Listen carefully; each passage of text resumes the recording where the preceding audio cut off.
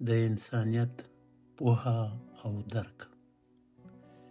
انسانیت یو ژور او څو پوړیز مفهوم دی چې د اند او فکر له پیله راهیسې د فیلسوفانو، مفکرانو، هنرمندانو او ټولنیزو اندېښمنو ذهنونو پوخ ساتلی دی. د انسانیت پوهه او درک یوازې د انسان په بیولوژیکي پیژندنې پورې نه محدودېږي، بلکې د هغه اخلاقي، عاطفي، کلتوري او معنوي اړخونه هم رانغاړي. انسانیت هماغه ګډ ټکی دی چې انسانان سره له دې چې ژبني، نژادي او کلتوري توپیرونه لري، یو له بل سره تړي. د انسانیت د درک لومړی ګام د انساني کرامت پیژندنه ده. انساني کرامت پر دې اصل ولاړ دی چې هر انسان پرته له دې چې ټولنیز مقام، باورونه او وړتیاوې یې څه وي، ذاتي ارزښت لري. همدا لیدلوری د معاصرې نړۍ د ډیرو اخلاقي اصولو او بشري حقونو بنسټ جوړوي. کله چې انسانان د یو بل کرامت ومني، د سوله ییز ګډ ژوند، عدالت او متقابل درناوي لپاره زمینه برابریږي. د انسانیت بل مهم اړخ همدلي ده. همدلي د دې وړتیا ده چې د نورو احساسات، کړاوونه او خوښۍ درک کړو. دا هغه ځانګړنه ده چې انسان له یو یوازې ځان محوره موجود څخه یو ټولنیز او مسؤل موجود ته اړوي. په داسې نړۍ کې چې له کړکېچونو، جګړو او نابرابرۍ سره مخ ده، همدلي د تاوتریخوالي په کمولو او د متقابل پوهاوي په زیاتولو کې بنسټیز رول لري.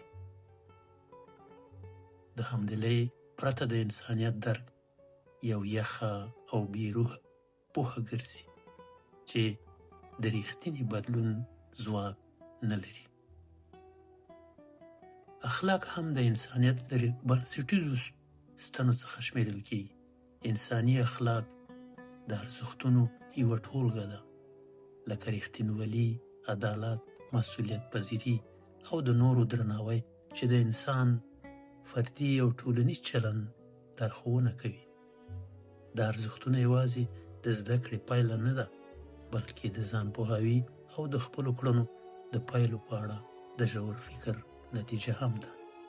هغه انسان چې اخلاقو ته ژمن وي، نه د سزا له ویرې، بلکې د خپل او د نورو د انسانیت له ژور درد څخه سم لوری غوره کوي.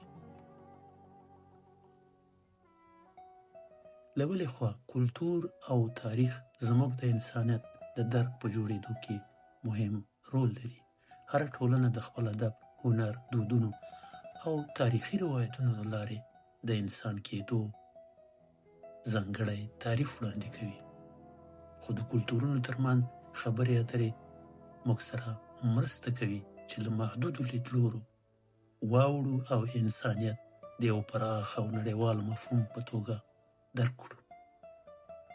د بېلابېلو ملتونو د ادبي او فلسفي اثارو لوستل د ګډ انساني تجربې پر لوري نوې کړکۍ پرانیزي. د ټکنالوژۍ او چټکو علمي پرمختګونو په دې زمانه کې انسانیت له نوو ننګونو سره مخ دی. د انسان او ټکنالوژۍ اړیکه د هویت، مسؤلیت او د انسان کېدو د معنا په اړه بنسټیزې پوښتنې راپورته کوي. آیا ټکنالوژیک پرمختګ انسان د لا زیاتې همدلۍ او پوهاوي پر لور بیايي که یې له انساني ارزښتونو لرې کوي؟ د دې پوښتنو ځواب دوامداره بیاکتنې ته اړتیا لري څو د مادي پرمختګ او اخلاقي ودې ترمنځ توازن وساتل شي. د انسانیت پوهه او درک یو نه پایېدونکی سفر دی. دا درک نه په بشپړه توګه په کتابونو کې موندل کیږي او نه هم په نظریو کې راټولیږي، بلکې د ژوند په تجربو، له نورو سره په اړیکو او په خپل ځان کې په ژور فکر کولو سره رامنځته کیږي. هر څومره چې انسان ځان او نور ښه وپېژني، هومره د انسانیت ژور درک ته رسیږي. هغه درک چې نړۍ کولی شي لا انساني، لا عادلانه او له معنا ډکه کړي.